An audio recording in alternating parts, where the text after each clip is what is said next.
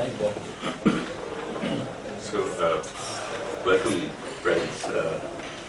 Special welcome to Professor Minkowski and Professor Chakrabarti.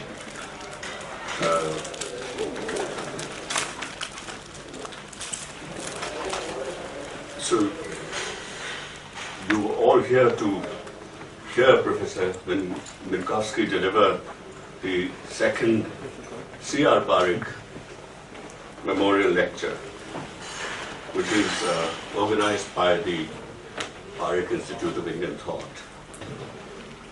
My job is to just say a few words about that institute, and then I'll hand over the proceedings to Professor Kunal Chakrabarti, eminent historian of ancient India at JMU, who will then take over the proceedings. The Parekh Institute of Indian Thought was set up in 2014. It was set up at the Center for the Study of Developing Societies by a very generous grant from the Nirman Foundation. The Nirman Foundation is run by Mr. C.R. Parekh's sons, Chandrakant and Professor Bhikkhu Parekh, eminent social and political theorist.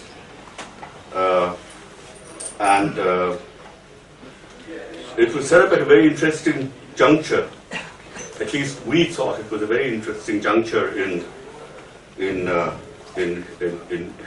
history. We felt that it's only now in the 21st century, early 21st century, that a new historical dynamics had been set in motion,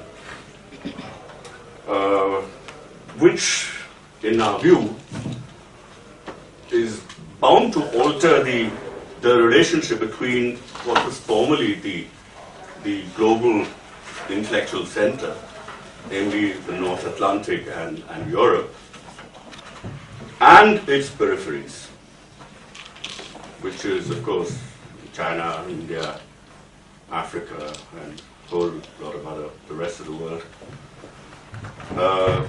And we feel we now, although, the critique of the mainstream modern Western traditions, that critique had been going on for many decades, early centuries. I mean, we can think of Gandhi's Hind Swaraj and so on. I think it's only now we felt that for the first time the whole intellectual hegemony of the modern West has been even more comprehensively and seriously begun to be questioned. And we were living in a world of continuing shifting intellectual hegemonies. Or, put it differently, that the whole intellectual center was now being pluralized, right?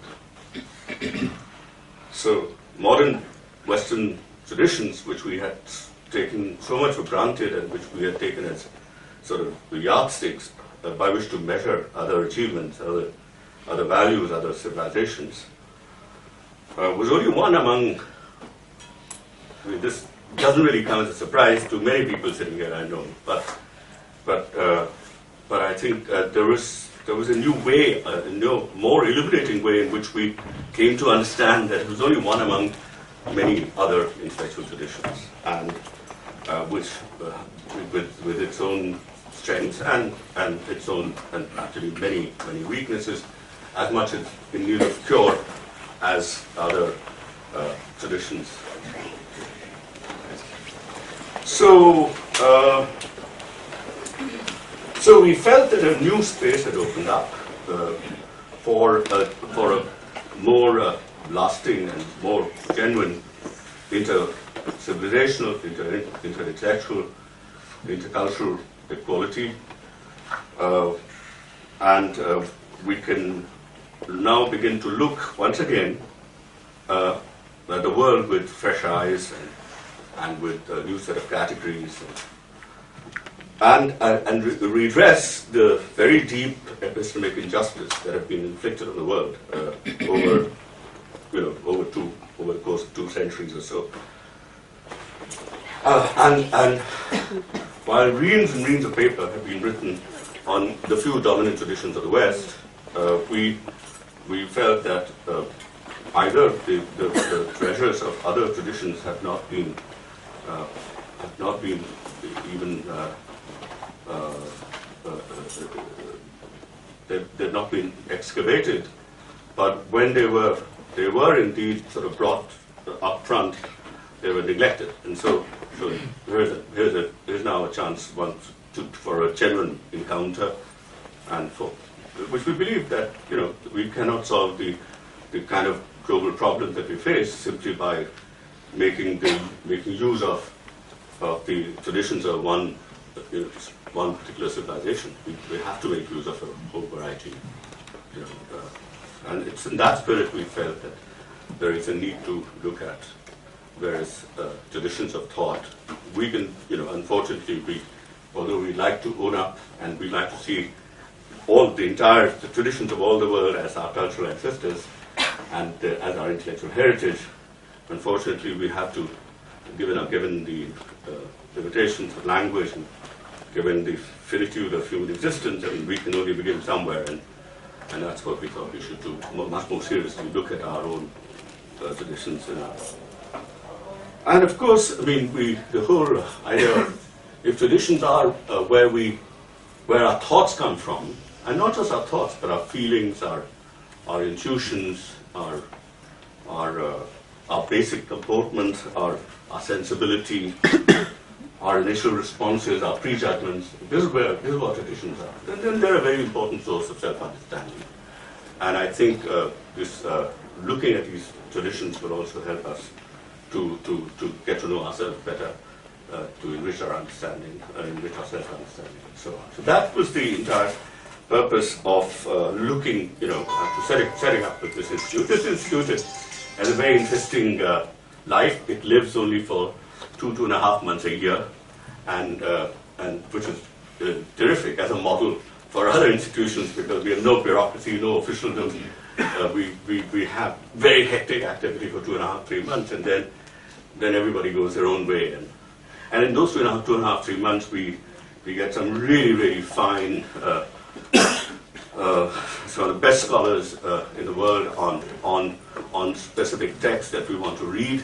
And so they come to us, they stay with us, they interact with one another, they interact with people in the center, and we have reading sessions practically every day for 3 to 4 hours at least, but they can go on for longer, as long as we want, and we read. So we read the last year we had Patrick Oliver, Mark McLeish, and Tim Lubin. Patrick Oliver and Mark McLeish had just prepared this absolutely stunning critical edition of the Arthashastra, and we thought we'd read that with the Sanskrit and the English translation we read. And we also read the Manadharam Shastra, which was something which we were shocked that we had picked up initially, but we were very pleased that we had picked up, because that is a text that we don't read, we just talk about, we condemn, some of us even burn, but we don't actually look at what it says. And so that was last year. This year, again, our theme was, the very contemporary theme, social exclusion, and the other, favorite of ours, which is religio-philosophical, the coexistence of different groups and so on. So we looked at the Shabara Bhashya, which was a very interesting text on who is entitled to ritual sacrifice, and so there's just a philosophically very nuanced, analytically rigorous argument about why animals can't sacrifice, and why all humans in principle can sacrifice. So the premises are of, which surprised many of us, the premises are of human equality, and then the conclusions that are drawn by the end of the whole text is that women have restricted participation, children are excluded, and so are people with disabilities and so on. But it was surprising to us that they were conclusions rather than initial premises. And so there is a conception of female quality which was built into certain ideas. We also read the Nyaya Manjari with Chris and with Ajay Rao, who's also here, who's from Toronto, and with Larry McCrae, at Cornell. We read a text in we read passages from Mahabharata, from Ramayana, and we also looked at certain inscriptions, and we looked at episodes of the Ekalavya, Shambhuka, all of these marginalized people, outsider, and how these texts look at Ekalavya, Shambhuka, and Shabri. We learned from very funny. We'd always assumed that Shabri ke bear, jhoote bear, is part of the folklore, right? But in fact, even Ramcharitmanas doesn't talk about any bears. It doesn't talk about any jhoote bears. It doesn't exist in the Ramcharitmanas. There is talk about Kandamul being given and accepted by Ram, but that's about it. There is no other mention of any of this other thing. So such insights, and we had only with people like Chris and Ajay, and it's been an absolute delight to have them. Thank you very much, and thank you, Ajay, and Larry, and Ollie. And one fine session with Muzaffar and with Rajiv Pindra. We had this one-day-long reading session of Majma' al-Bahrain in Persian, and Samudra Sangama, which is a Sanskrit translation. And then we had the English translations of both. So we had all of us, 7 or 8. We have a very small group. We don't want it to become larger than that, because then we don't have that intimate, very intensive discussion. So we all sat down and we just did that. So Muzaffar, thanks a lot for being there with us, and he's coming back again in a couple of years to be with us for 2 months. So yeah, I'm very excited about this institute, and I'm really glad that it's taken off. And with those words, I didn't realize I'd speak for that long, but with those words, I now give over the floor to Kunal Chakrabarti. Thank you. For Professor Christopher Minkowski, who I'm sure is extremely well known and is known to you, most of you. He is one of the most eminent scholars of Sanskrit language and literature of our time. Professor Minkowski obtained his doctoral degree from Harvard in 1986 and thereafter taught at the University of Iowa and Brown University before he took up the chair of Professor of Asian Studies and Culture at Cornell University, where he was till 2005, when he moved as the Bowden Professor of Sanskrit at Oxford University. He's also held various visiting appointments, including in the Institute of Advanced Studies at Princeton and in Paris and in Humboldt University and so on. His writings include this very important book called Priesthood in Ancient India, as well as articles on Vedic religion and literature and on modern intellectual history of South Asia. That's the amazing range of Professor Minkowski. And indeed, if we look at the numerous articles that he has produced, right, the range of the topics simply is mind-boggling, and I'm not going to sum them up in a few minutes' time. His current research project is Sanskrit knowledge systems, among others. There are several others that he's engaged in. There's only one of them. And today he is speaking about epic kings in the wilderness. Professor Minkowski.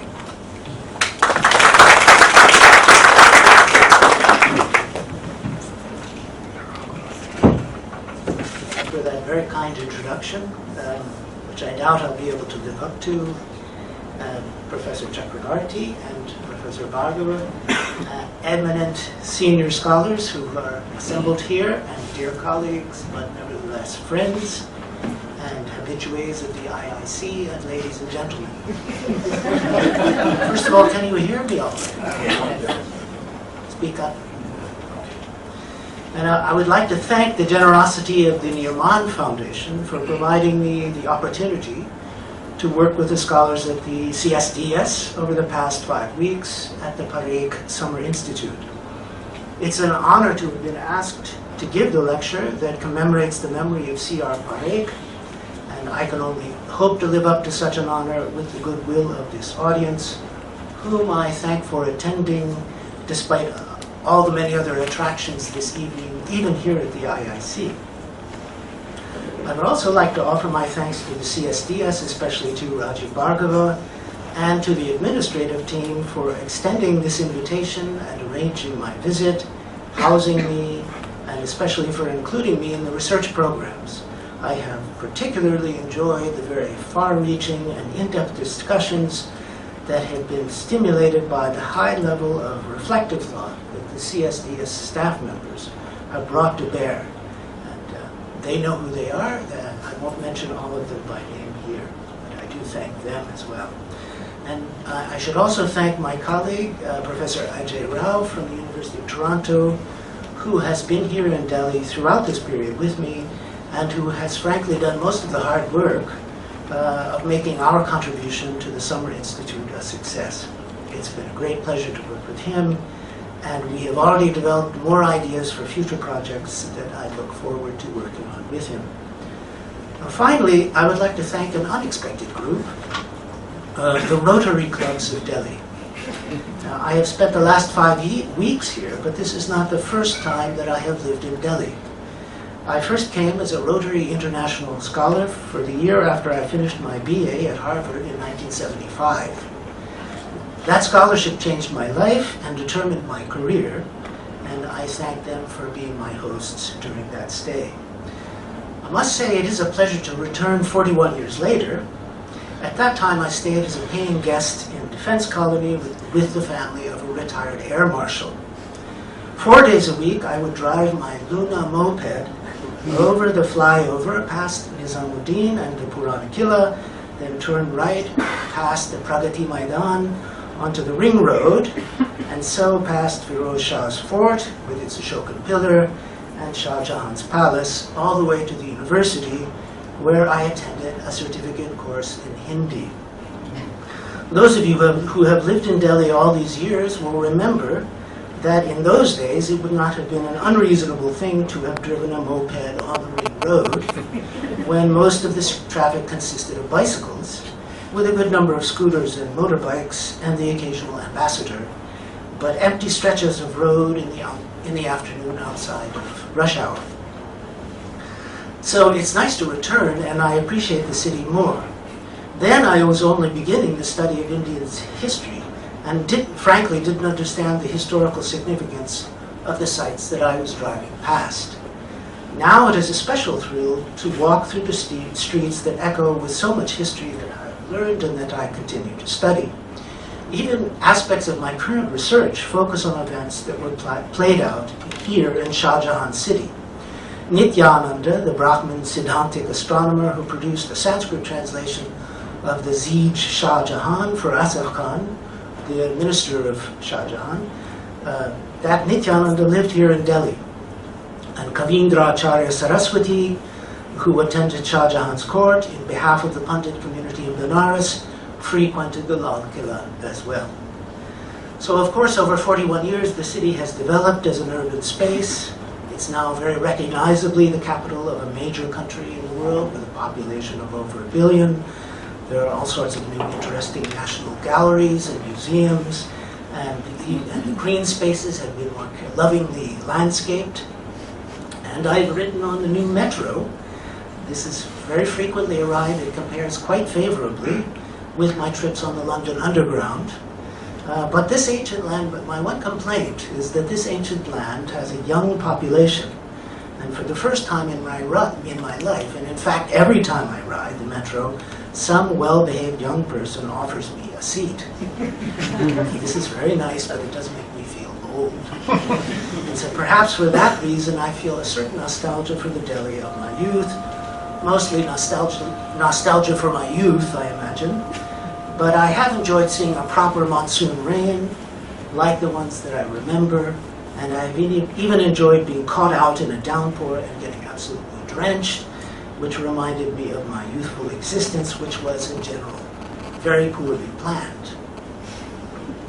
Now, on this occasion, I wish to talk about epic kings in the wilderness in order to fulfill two promises. One of these promises was made long ago to the IIC itself, of a lecture about hunting accidents. The other was made to the CSDS Parekh Summer Institute for a lecture that pertains to ancient Indian political and social thought. So I propose to take these two promises on one after another, and these will form the two halves of the lecture. The first half on hunting stories, the second on what those stories might mean for social history and political theory today. So as far as the first part goes, in 1996 I came to India as a Fulbright research scholar. When I first arrived, the Fulbright office put me up here at the IIC in order to sign in with the national office before continuing on to Pune and Chennai, where I was conducting my research. The director of activities at the IIC asked me to give a lecture. I proposed one on hunting accidents in the Itihasas, which he agreed to and was in fact very enthusiastic about. I was to return to give this lecture, but I never managed to do so, even though he followed me up about it quite a few times. So that director, I'm sorry I don't remember his name, must be long since gone from that post, but better late than never to fulfill a promise. So the title of the talk is Epic Kings in the Wilderness. And by this word epic, I simply mean the Itihasas, the Sanskrit Mahabharata and Ramayana. This term is just a shorthand, and I mean nothing more by using it, except that it is not a long word, and it fits very nicely on a poster. For reasons of time, here I will focus mostly on the Mahabharata, which is the epic that has interested me especially. In the Sanskrit Mahabharata and Ramayana, I hope to show that adventures and misadventures begin when royal figures leave their settled domains for the wild lands, and especially when they go hunting. In the wilderness, the smooth progress of their princely lives is overturned by wonders or calamities. So let me take an example from the beginning of the Mahabharata. Now, it is not entirely clear where the Mahabharata's main story begins and where its framed story ends. In fact, the Mahabharata's entire first book, the Adi Parvan, gets going a number of times in a variety of ways and starting from different points in the story. So all these several beginnings push together to set the massive narrative of the Bharata lineage in motion. The story I have chosen describes the events that led up to the great snake sacrifice, at which the Mahabharata, as composed by Vyasa, was narrated for the first time, as the epic itself tells us. This is a story about King Parikshit, the descendant of the Pandavas, who became king after the Great War had ended and after the Pandavas had departed this earth. When we first meet him in chapter 36 of the Adi Parvan, King Parikshit is compared to Pandu. Like Pandu, his great-grandfather, and like Arjuna, his grandfather, he's said to have been Mrigaya Shila, that is, disposed to go hunting. So the bard tells us. Now, one time, we hear, Parikshit went out to hunt and shot and wounded a deer which fled into the woods. Parikshit followed the deer, we are told, just as Lord Shiva followed the Yajna-mriga from Daksha's sacrifice into heaven. No animal had ever escaped Parikshit wounded before. This fact, and the mention of heaven, is a portent, the epic itself tells us, a portent of Parikshit's death. Following him deep into the wild, Parikshit, overcome by hunger, fatigue, and thirst, came into a clearing where he found a forest-dwelling ascetic, a muni. The ascetic was at the time feeding in a rather peculiar way. There were cows grazing in the clearing, and the ascetic was collecting the milky foam from the mouths of the calves of the cows after they had fed from their mothers. On that residue of the beastings, the rich first milk, the muni was feeding. Parikshit asked him if he had seen the wounded deer. He got no reply. The muni was under a vow of silence. Parikshit thirsty, hungry, and now angry, picked up a dead snake from the ground with the point of his bow and hung it on the Muni's shoulder. The Muni said nothing, but he gave Parikshit a look. Parikshit then went home, never having found that deer. But on the way there, he began to feel remorse for his angry behavior toward the Muni, once the fever of the chase had left him. Now, this story includes a lot of the themes that will interest us this evening. I will say more about them in a moment, but the reason that I have begun with this story is that it is not the only one in the Mahabharata about these events. In the next chapter, chapter 37, the Muni's irascible son, who was away at the time of these events, quarreled with one of his friends who was called Krisha, which is Sanskrit for skinny. In order to goad him, Krisha told the sage's son that his father had had a dead snake hung on him that day. When the son asked him what he meant, Krisha told the story again as he had seen it, which was differently from how we, the audience, have first heard it. Again the king wounds a deer and follows it. Again he gets worn out, hungry and thirsty. Again he comes upon the Muni.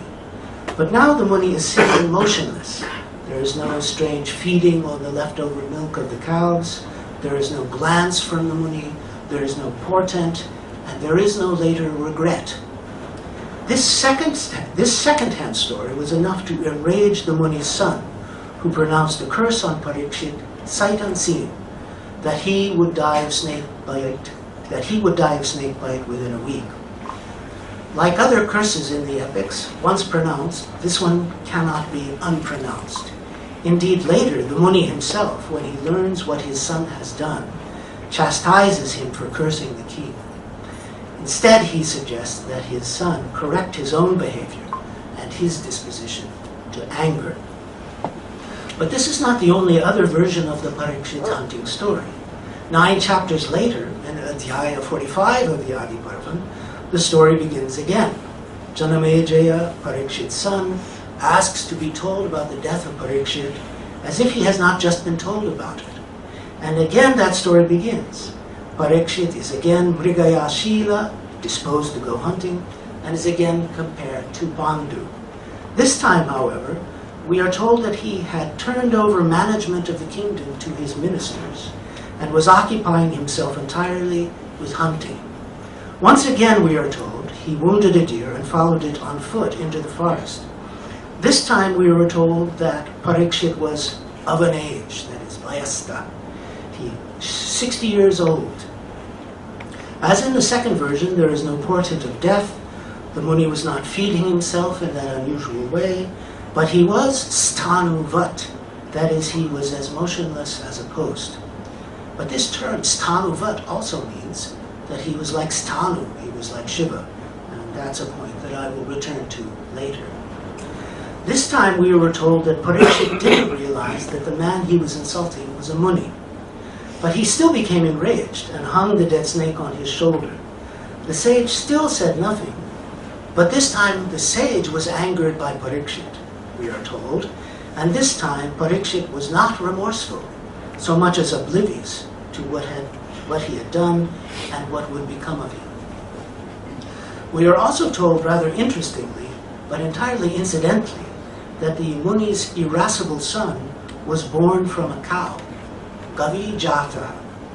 His name, therefore, was Shringi, which is to say, the one with the horn, or horny, is his name. Now, the juvenile side of my sense of humor is very tempting here to descend to a joke along the lines of the sage lending new meaning to the term animal husbandry, but I'm not going to descend to that base sort of humor, because this is not the last time that the son of a forest-dwelling sage will be born from an animal in the Adi Parvan. There is something more going on here, and we will have to come back to it in the second half of the lecture. So all 3 versions of the story of Parikshit are well attested in the manuscripts of the Mahabharata. They make their way, all 3 versions make their way into the Bhandarkar Institute's critical edition. That is just another way of saying that all of them have to form part of our understanding of the story. Yet they tell this story in different ways, and they suggest different conclusions about the interaction between the king and the Muni, about the independent behavior of both, about where the blame should fall, about the moment when Parikshit's death becomes inevitable, even about the parentage of the son of the Muni, and so on. So these versions, all in close proximity in the Adi Parva, are different enough to open up a gap for careful listeners or readers, which they must fill for themselves by their own explanations and understandings. And this is not the only such story to be told more than once in the Adi Parva, and each time in a different way. To give just one other example, there is the story of Dushyanta, whom Kalidasa will later call Dushyanta in his drama about Shakuntala.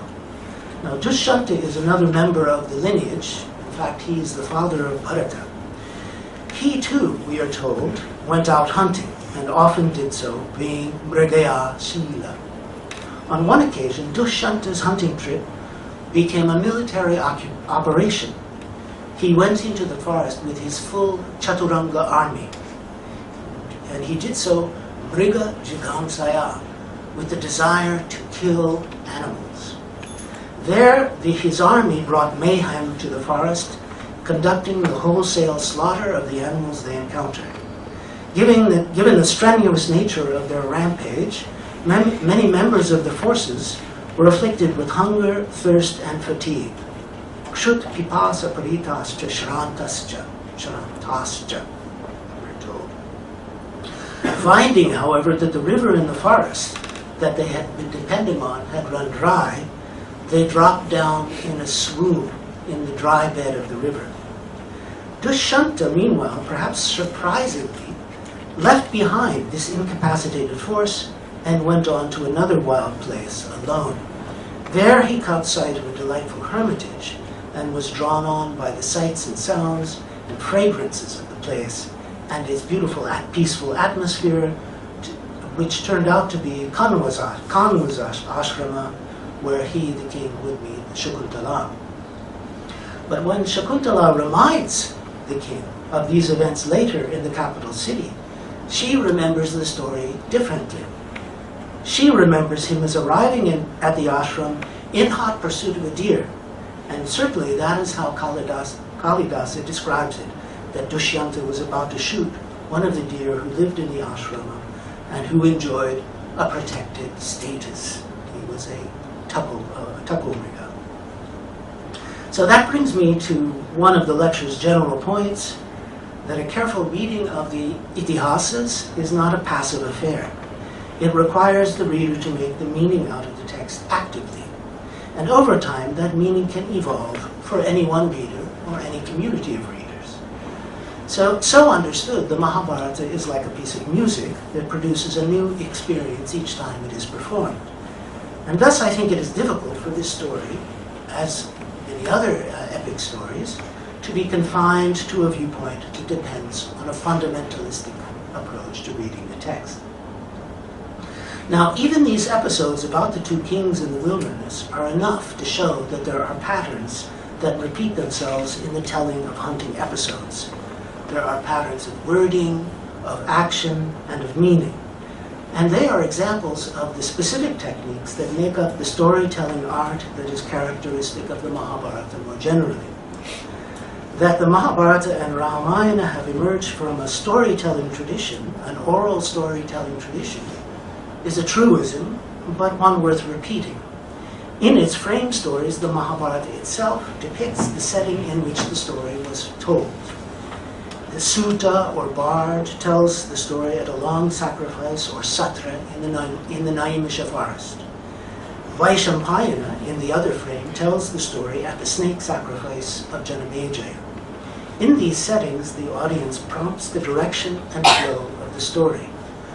Stories begin again, are told twice in a row, once in brief, and then again at length, or first in shloka meter, and then in Trishtub meter, and so on. So this shows us the flexibility and the performative latitude that reciters of the great epics had during the early centuries of the life of these two great story traditions. Part of the repertory of the storyteller's art is a collection of motifs or story elements. For example, in the hunting episodes, as we have seen, the hunter is often compared to his ancestors, who were also Mrigaya Shila, the same term appearing again and again as a sort of hook to hang the story on. The hunter is often drawn by a deer far into the wilderness, whether the deer is wounded or not. The hunter loses his way. He may start out with a company, even a large army. He may be mounted or riding in a chariot, but eventually in these stories he would be alone and on foot. The hunter always gets tired and thirsty, sometimes also faint with hunger. Kshut pipasa shramanvita, again and again we hear. Like many others, Parekh seems not to have planned ahead for contingencies. There are no backpacks with bottles of water in these hunting episodes.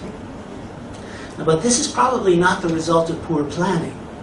It is part of the storyteller's way of making clear a transition, the general loss of comforts and the feeling of being in command of his destiny that the adventure in the forest brings about in the hunter. The world that the hunter enters is an uncanny one, offering wonders. He may encounter both wild and domestic creatures, or a forest dweller, or a sage, or a rakshasa, or he may come upon an ashrama. And at this point, the story usually involves a misjudgment by the hunter, because he is not his right self any longer. Either he misunderstands the privileges of his status in relation to the forest dwellers. For example, in the case of Parekh, his status in relation to the Muni, who Parekh believes, owes him an answer to his question.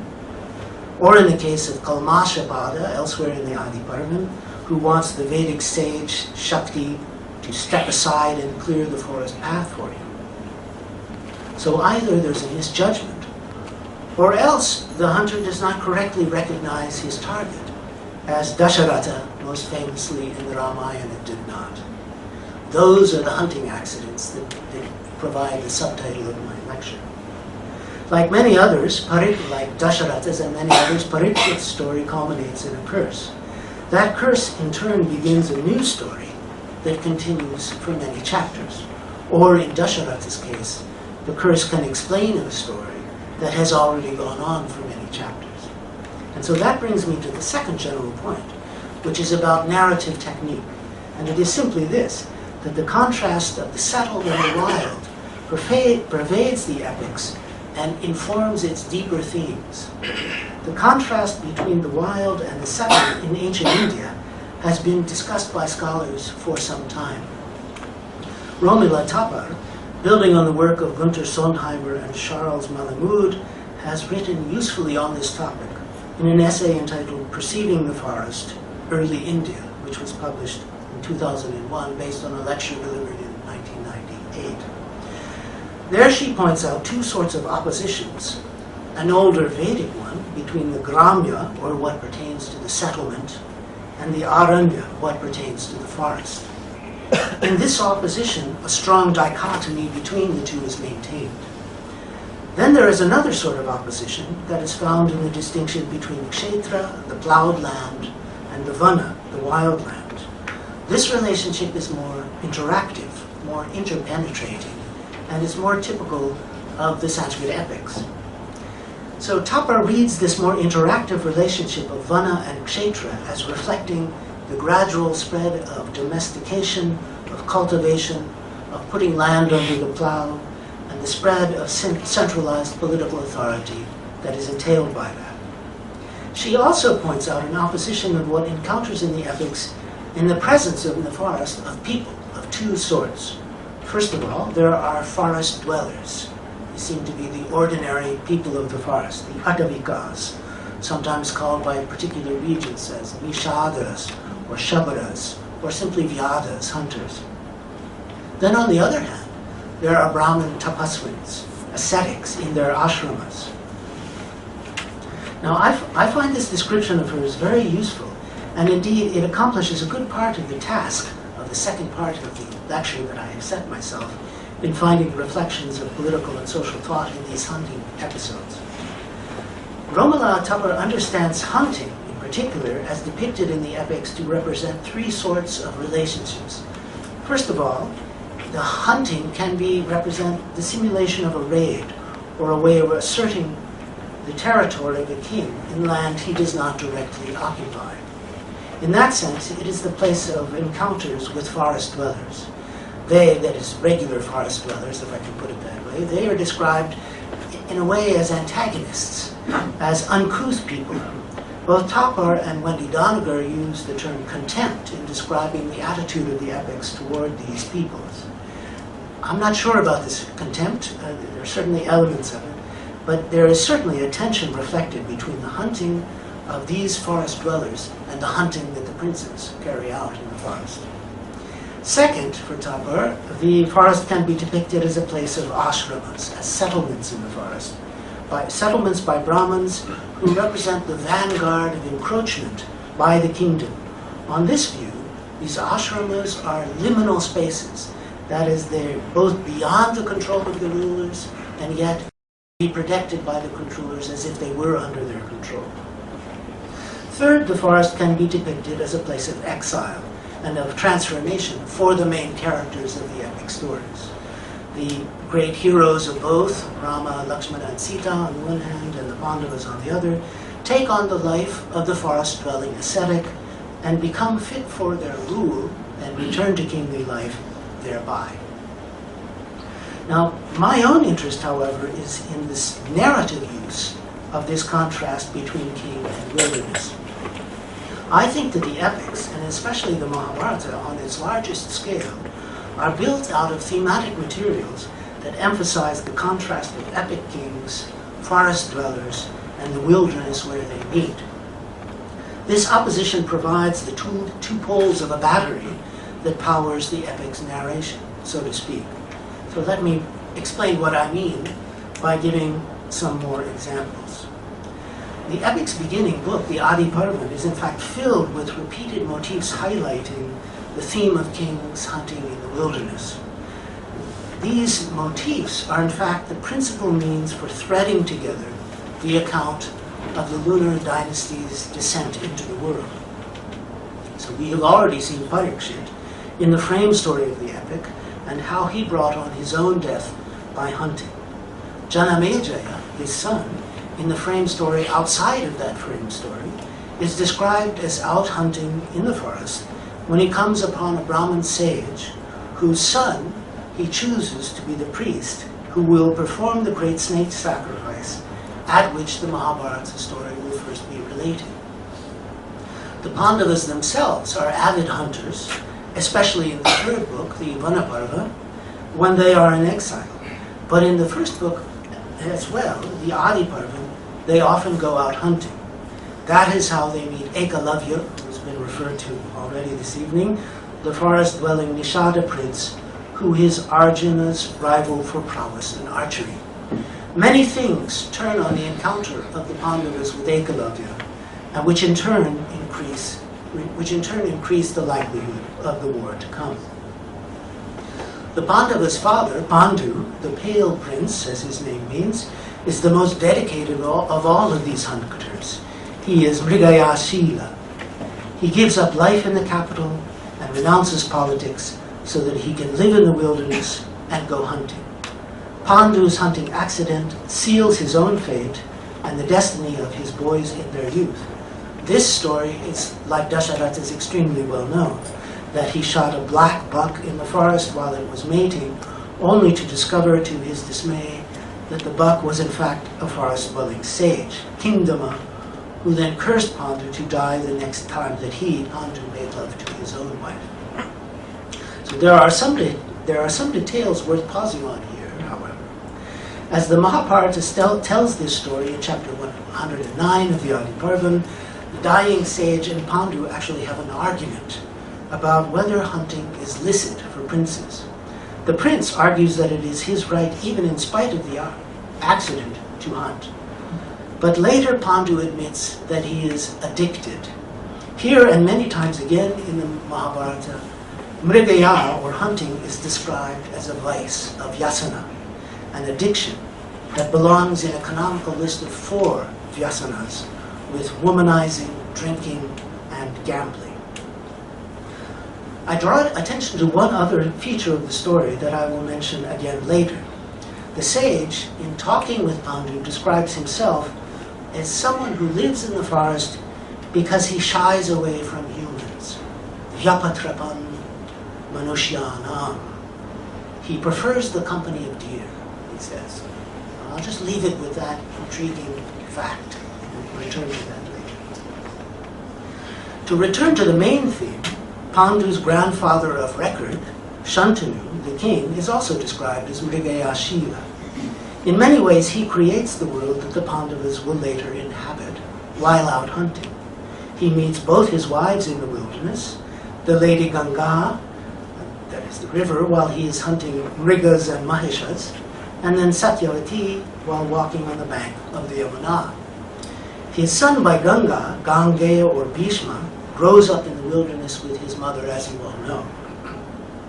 Shantanu later meets him while chasing a deer that he has wounded. Bhishma is described at first meeting as having excellent skills with the bow and arrow, and as a second Deva Purandara, that is, a second Shiva. In a similar way, incidentally, Shantanu also finds Kripa, the Brahmin courtier, as an infant in the woods while Shantanu is out hunting.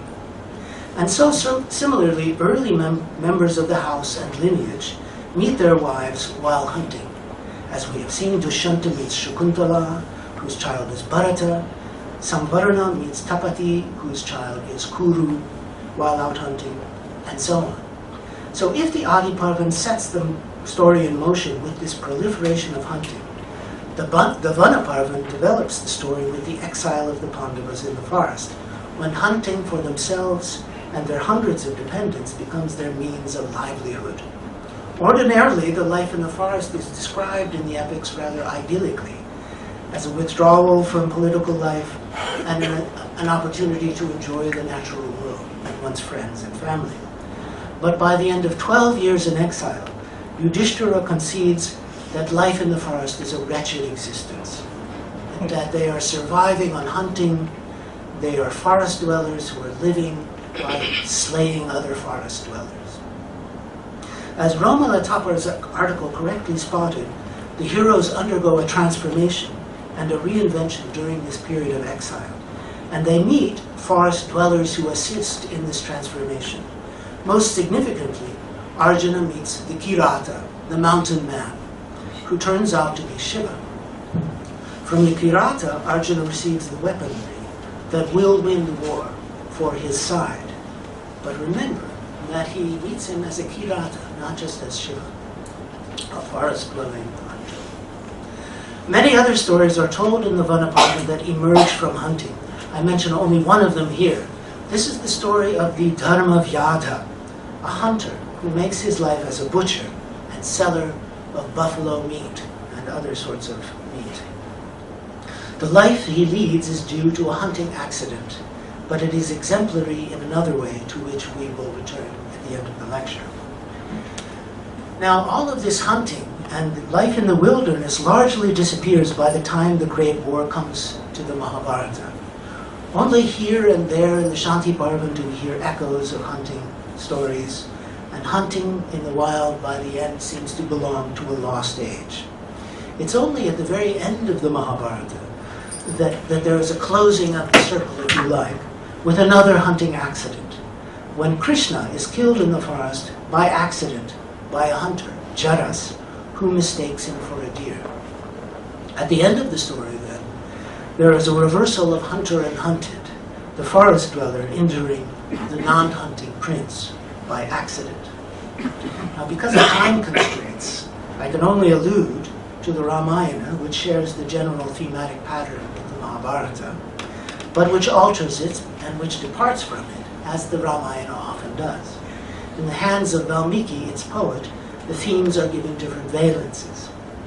Now, the hunting accident that everyone knows best comes from the Ramayana, and it is the saddest one of all. This is Dasharatha's hunting accident. While out hunting at dusk, and hunting only by sound, Dasharatha shoots at what he thinks is the sound of an elephant drinking in the river, only to find, to his horror, that he has killed a Brahmin boy who is the only support of his aged parents. A curse falls on Dasharatha for him to die from separation from his own son. So this story is not actually told by Valmiki as part of the main narration. It is only recalled by Dasharatha at the end of Dasharatha's life, after Rama has gone into the forest and broken his heart. Loss, separation, and grief are the themes of the Ramayana, as is signaled right from the start. The Ramayana begins with the accidental invention of the metric form, the shloka, when a forest-dwelling hunter kills the crauncha bird while it is mating. Then ensues the sorrow of the craunchi bird, the mate, and Valmiki, seeing this grief, pronounces a curse spontaneously on the hunter, from which is born the metrical form in which he will tell the story of Rama. Rama, too, goes into exile in the forest, and hunting takes Rama into the woods after a golden deer, as you all know, a false deer, that lures him away so that Rama can carry off Sita. And incidentally, there is an echo of that theme in the Mahabharata when the Pandavas are in exile and Draupadi is carried off by Jayadratha while all of the Pandavas are out hunting. So much for the first promise. That's as best I could do. And now for the second part of the talk. To fulfill the promise to the CSDS and the Parekh Institute, the subject should be political and social thought, understood rather broadly. Now, Professor Bhargava has already described the activities of the CSDS Summer Institute. With my colleagues Larry McCrae from Cornell and Ajay Rao from Toronto, we have been reading through Sanskrit texts that pertain to social and political thought, or social political description. Among other passages, we have read some of the episodes from the Mahabharata that I have discussed today. Whatever the local value of this activity may be, I see this activity as important to the discipline in this sense, as a way to globalize it, that is, to expand the classics of human thought that are used in the formation of new social theory and useful thinking. It also offers the possibility of refreshing my own discipline, bringing my own discipline into conversation with new partners to answer new questions and to escape from our own typical stale thinking.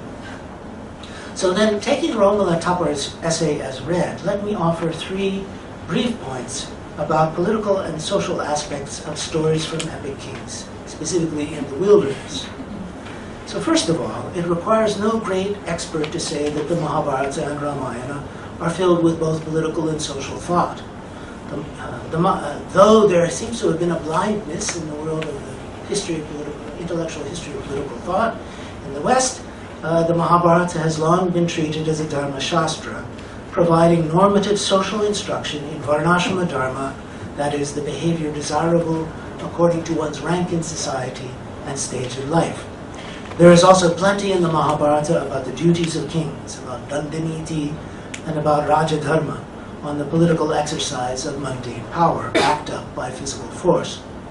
This has been plenty discussed, and I will not repeat those discussions here, except to add that the Mahabharata as a narrative, as it does in every other way, presents this sort of normative instruction and then also troubles it or undermines it.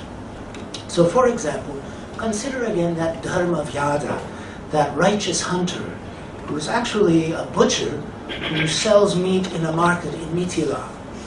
But he, nevertheless, the story tells us, becomes the instructor of a pious Vaidika Brahmin who travels many miles through forests and so on to meet him. This is an inversion of the expected situation, the low instructing the high. The hunter's teaching includes mention of the Varnashrama Dharma, but mostly focuses on general moral instruction, on violence, on kindness, on vices, and on virtues such as truthfulness and nonviolence and gentleness in speech, and so on. So this Vyada tells us that he, that is hunter or butcher, tells us that he has been a Brahmin in a previous life. And at that time, he became friends with a king and fell in with a vast crowd. He got in the habit of going out hunting with the king and his friends. And one time, he shot at a deer and instead injured a Brahmin youth by accident. Fortunately, he did not kill this youth, but nevertheless he was cursed to be reborn as a Vyada, a hunter. In that way, you might think, because of this backstory, the normal order of things has been restored. The wise hunter turns out really to be a Brahmin, so everything is okay. But actually, he makes clear, the Vyada makes clear, that in this life, he really is a hunter. And he and the Mahabharata make him out to be better off as a Vyada, as a hunter, than he was when he had been a Brahmin, both morally and spiritually. And the Brahmin that he teaches also acknowledges the reality of this improvement, if you like, in his moral quality. So that's one point about inversions and complications. Now the second is the most tentative and also the briefest of these. So if social and political relationships of this complicated sort are reflected and revealed in the Mahabharata, it is still undeniable that the political vision of the epic is a didactic one. It has to do with teaching the moral conduct of rulers.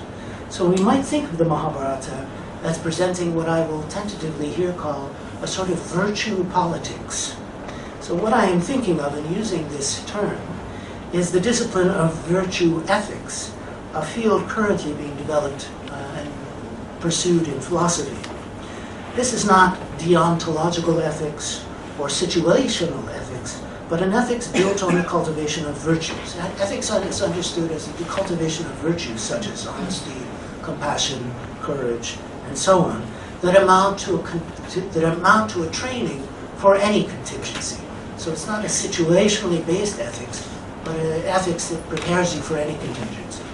Now, J.P. Mohanty has argued in his writings that the ethical philosophy embedded in the ancient Sanskrit philosophical literature is best understood as a form of virtue ethics.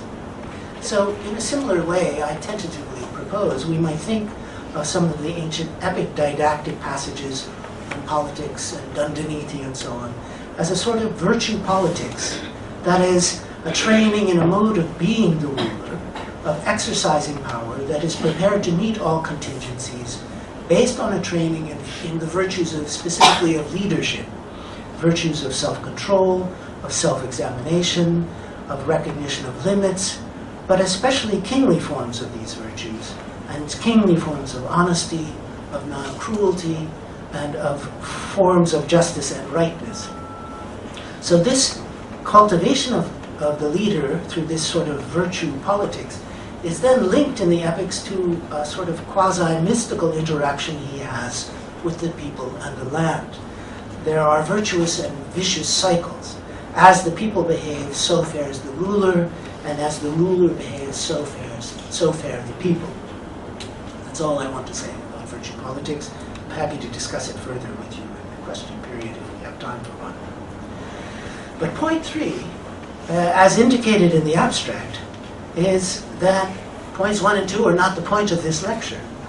The point is something else again, which comes out of the narrative techniques that I have considered, and which center on the underlying theme of the king in the wilderness.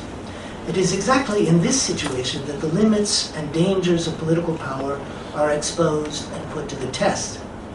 I think that in these many episodes, the Mahabharata includes an implied message about the obligations of rulers to recognize the limits of their individual control and in turn to recognize the extent to which they are subject to the world beyond the immediate sway of their court and their army.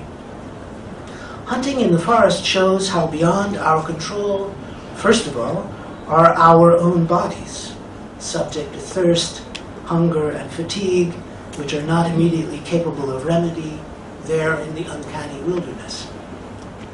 And the deer we chase with such concentration, forgetting every other thing, are elusive even when wounded. they can lose us in places where we cannot find our way.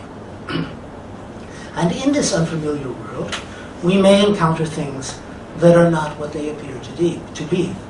Wild animals, forest dwellers, sages, or gods. There are dangers, I think, in having contempt for the forest dwellers, the Atavikas.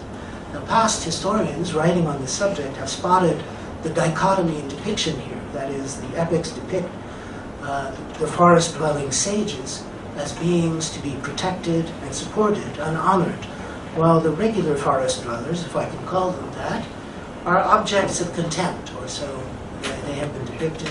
They are allowed to be, it's all right to mistreat them. That's the received understanding of the situation. And in many ways, I see why that's said. And yet, I think there's a further implied message here, which is that the forest can strike back. So consider the story of Dushyanta, strangely unconcerned by what happened to his accompanying army. That army fell down in a swoon because of thirst and hunger when the river they were depending on turned out to be dry. What I did not mention earlier is that lying there unconscious, they are eaten by forest dwellers who were described as human tigers, Naravyaghras. Other soldiers are carried off by forest dwellers, carved up and properly cooked as food. Still others are trampled to death by elephants. These elephants are stampeding in rage but also in fear from the wounds that they have received from these very soldiers who have now fallen down in a swoon. Or again, the forest dweller that you encounter might be a god. In the forest, Arjuna meets a Kirata, a mountain man who gets into an argument with Arjuna about whose right it is to shoot a boar that is on the point of charging. Is it the prince's right to hunt in woods that are not in his domain at all? Or is it the right of the mountain man, whose people, as he says, have lived there for a long time and have been given the otherwise unpopulated forests for their sustenance? This Kirata, after all, turns out to be Shiva, himself often depicted as a hunter. Remember that Bhishma was compared to him. He carries a bow, he dresses like a mountain man. Remember Stanuvat from the Parekh story as well. The sage standing still as a Stanu, as a post, or as Shiva. Or the forest dweller might be a Brahmin. In fact, one should be careful about anything one shoots at in the forest. And in the stories I've mentioned, the blame for these hunting accidents has been squarely placed on the princes that are out hunting. It is his mistake, and he must suffer for it and undergo the effects of the curse. And rightly so. The implication is clear. The wild animal one shoots might not be an animal. It might be a Brahmin, or a god, or in some other way. The violence might strike back at the hunter. But I think that there is even more here. Perhaps not all of the blame should actually be placed on the prince in the forest. Sometimes the distinction is not so clear between deer and forest dweller and Brahmin. How secure is the identity of these forest-dwelling Brahmins, after all? Often it is not very clear in the story as it is told. It is even left unclear to the audience. He may be referred to simply as a tapasa, or some vanechara, someone in the forest, or as a muni, with social rank left unspecified. And the accidents are based on a misrecognition. Dasharatha, of course, shoots at dusk and aims at a glugging sound he hears, thinking that this is an elephant drinking. And the Dharmavyada, the hunter-butcher, in his earlier life, had shot at a buck that turned out to be a Brahmin boy, carelessly. These were careless mistakes. But sometimes it is not so clear that they could have known what they were shooting at. The king of the Haihayas, described in the Vanaparvan incidentally, shoots at a black buck that turns out to be a Brahmin, whom he misrecognizes because he is wearing the Krishnajana, the skin of a black buck. This is the attire of the forest-dwelling ascetic, we are always told. But incidentally, we are also told that it is the attire of the forest dwellers, the Vanecharas, the Shabras, and so on. But after all, it is also the skin of a black buck. It is the attire of black bucks themselves. So it is maybe not so surprising that a hunter, that a Brahmin or a Vanechara can be mistaken for a black buck. Pandu kills a black buck while it is mating, only to discover that it is a Brahmin he has shot, who then curses him. But this Brahmin is not so unmistakably a Brahmin. He has actually taken the form of a black buck. He's not wearing a skin, he's taken their form. And as I mentioned earlier, he says he avoids humans, he shies away from them, vyapatrapa. He avoids them, and he runs with a herd of deer, preferring their company, and preferring to couple with a doe. So the story makes it quite clear that the wife of this sage is not a human woman, but is a doe. So how secure really is his Brahmanness then? So to me, these stories are saying a number of things. First of all, that it is really not so easy to distinguish a black antelope from a Brahmin in the forest. It appears that Brahmins who live in the forest tend to take on the characteristics of the forest dwellers and also of the wild animals. They dress in rags and bark, in grass or deer skins, and they live by gathering, like the grazing animals, and by herding a few cattle, like the forest dwellers.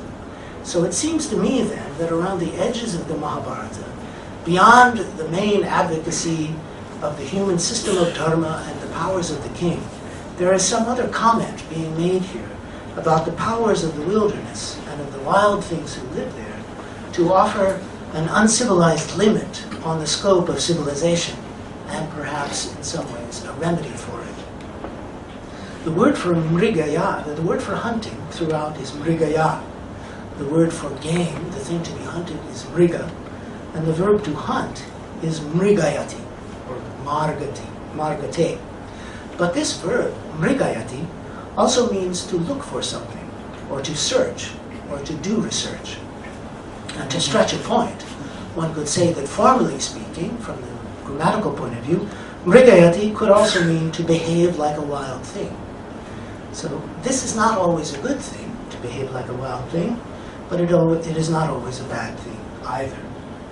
So I close just with an allied thought, that the hunting accidents can be taken as a metaphor for our own searching and our own research specifically. The single focus being lost in our own object to the exclusion of warnings, exhausting ourselves, growing thirsty and hungry, and drawn into places where nothing is familiar, lost to ourselves as well, and making ill-considered decisions in anger or in greed. So just to end with this little bit of a sermon, to continue the thought, and I speak of Sanskrit primarily, it would be a vice to blind ourselves to the epic that we are reading while in search of our own predetermined mriga, our own mania, the meaning that we have to find there, when the text can transform us rather than consume us.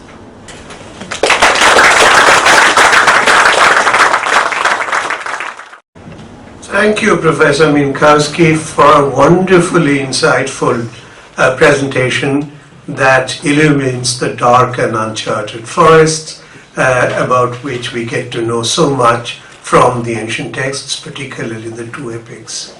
Of course, historians are seized with this problem, and you have extensively referred to the seminal essay by Romila Thapar on that, which takes on many of the questions that you take up.